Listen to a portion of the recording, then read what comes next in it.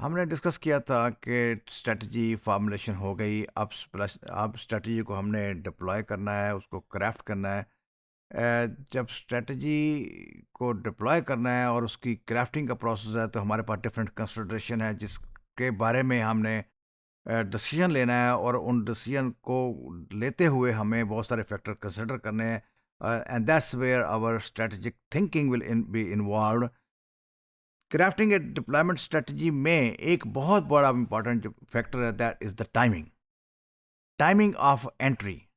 Timing of entry is something very, very important because a lot of uh, uh, success and failure depends upon the right timing of entry. Right time जो launch करना है, हमने जब technology आपने बना ली, technology आपके पास innovation मौजूद है, आपने प्रोडक्ट की शेप में उसको बना लिया, कौन सा स्ट्रेटजिकली अप्रोप्रिएट टाइम है to enter in the market, जिससे में हम मार्केट में एक तो वो इम्पैक्ट दे सकें जो हम देना चाहते हैं, और इम्पैक्ट क्या है उसमें, we want to give an impact that we are the technology leader, we have the best in line technology available, और secondly we definitely want to earn profit. कौन सा टाइम है जहाँ पे हमें बिजनेस ज़्यादा मिलेगा? ये वो सारे फैक्टर हैं जो हमने कंसिडर करना होते हैं। The timing of A market launch can be an important deployment strategy. Strategic timing of entry, क्या क्या उसमें हो सकता है? Firms can use timing of entry to take advantage of business cycle or seasonal effects. कुछ product ऐसे हैं technology में भी जिसके ऊपर सीजनल इम्पैक्ट होगा, और जिसके ऊपर बिजनेस साइकिल का हम एडवांटेज लेना चाह रहे होते हैं। और वो सीजनल इफेक्ट क्या होते हैं कि कुछ ऐसे सीजन है जहाँ पे बाइंग ज़्यादा होती है, कुछ ऐसे ओकेजन्स हैं वो वहाँ पे ओकेजनल बाइंग ज़्यादा होती है। जैसे हमारे यहाँ ईद के करीब कुछ प्रोडक्ट जो हैं वो ज़्यादा बिकते हैं, और लोग एक दूसरे को ईद पे गिफ्ट करते हैं। यूनिवर्सिटीज़ के करीब ग्रेजुएशन के दिनों में कुछ प्रोडक्ट जो हैं वो ज़्यादा बिकती हैं।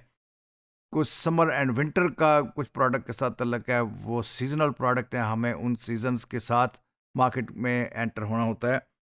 अ, इसी तरह वेस्ट में, क्योंकि Christmas is a huge occasion, बहुत बड़ा ओकेजन होता है, क्रिसमस में लोग एक दूसरे को गिफ्ट करते हैं, तो बहुत सारे प्रोडक्ट जो हैं वो क्रिसमस के साथ साथ मार्केट में लॉन्च किए जाते हैं। जैसे गेम्स के कंसोल्स हैं, गेम कंसोल्स लोग आमतौर पे गिफ्ट करते हैं एक दूसरे को, specially to the children gift किए जाते हैं। तो वहाँ पे this is the best time to enter in the market somewhere before Eid, before summer, before winter, before Christmas. कुछ प्रोडक्ट जो हैं वो मार्केट में लेके हम एंटर होते हैं। और रीज़न क्या होती है? रीज़न ये होती है कि हम उस फेस्टिविटी का एडवांटेज लेते हैं। उस फेस्टिवल की वजह से लोगों ने बाइंग करनी है to give gift to each other, तो हमारा प्रोडक्ट जो है उस वक्त मार्केट में ज़्यादा पॉपुलर होगा। That is one consideration. एक और फैक्टर जो बहुत इंपॉर्टेंट है, स्पेशली फॉर टेक्नोलॉजी प्रोडक्ट्स, बहुत और प्रोडक्ट में शायद वो उस तरह उसका रोल नहीं है, लेकिन टेक्नोलॉजी में लोग इस बात को बड़ी इंपॉर्टेंस देते हैं कि कौन से ईयर का लॉन्च है, तो किस ईयर में मार्केट में आया था, कौन सी जनरेशन है इसकी, तो कौन से जनरेशन का ये प्रोडक्ट है, कौन से टाइम में, कौन से ईयर में लॉन्च किया था, कौन सा मॉडल है ये एक बहुत बड़ी कंसिडरेशन है टेक्नोलॉजी बायर में।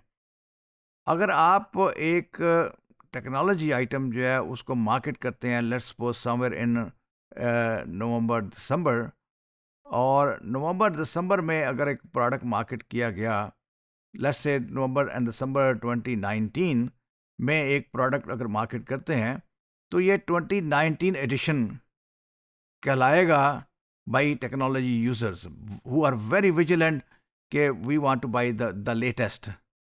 अब ये इंट्रोड्यूस तो हुआ नवंबर और दिसंबर में, लेकिन it will be called as 2019 model और 2019 जनरेशन। लेकिन वही प्रोडक्ट अगर जनवरी एंड फरवरी मार्केट करते हैं हम, तो that will be considered as 2020 model और 2020 generation product. So we have to consider this factor too. Technology may people are very sensitive. People are very sensitive about being the latest. So being the latest का advantage लेने के लिए, if your product is even ready in, let's suppose, August, September, don't launch it, wait until next year starts. So जो buyer है उसको वो psychological feeling देना कि this is a next generation product, it is 2020 product. तो हम year के change होने का वेट करते हैं ताकि उसका एडवांटेज ले सकें. तो कुछ फैक्टर हमने क्या देखे कि कुछ चीज़ें हैं जो सीजनल हैं, जिनका एक पर्टिकुलर सीज़न के साथ रिलेशनशिप है, उस सीज़न से के साथ उसकी को लॉन्च होना चाहिए. कुछ प्रोडक्ट हैं जिनका फेस्टिविटी के साथ लिंक है, उस फेस्टिवल के साथ लॉन्च होना चाहिए. और कुछ प्रोडक्ट ऐसे हैं जहाँ पे बीइंग इनोवेटिव प्रोडक्ट और being latest model is a consideration of the buyer. In circumstances में we have to wait for that right time कि जब हम इसको मार्केट में लॉन्च कर सकें, and it should be called as a latest technology product.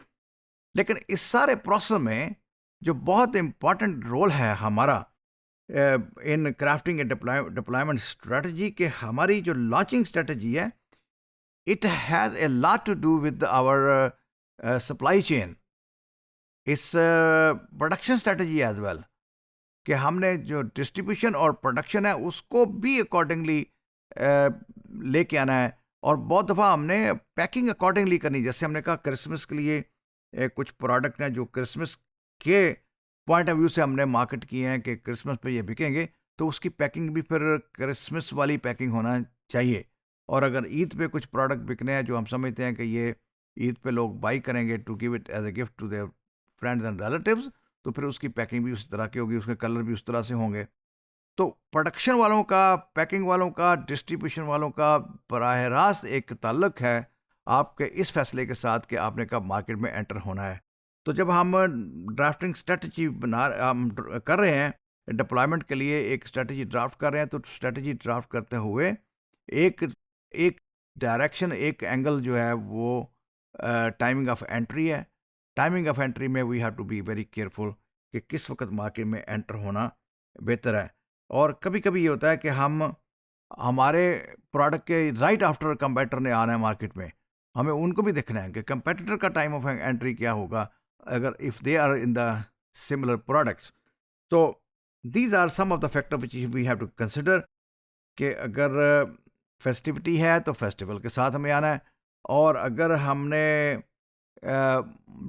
Model को consider कराना है कि हमारा लेटेस्ट मॉडल है, तो फिर उसको लॉन्च टू अर्ली ना करें. That is another consideration.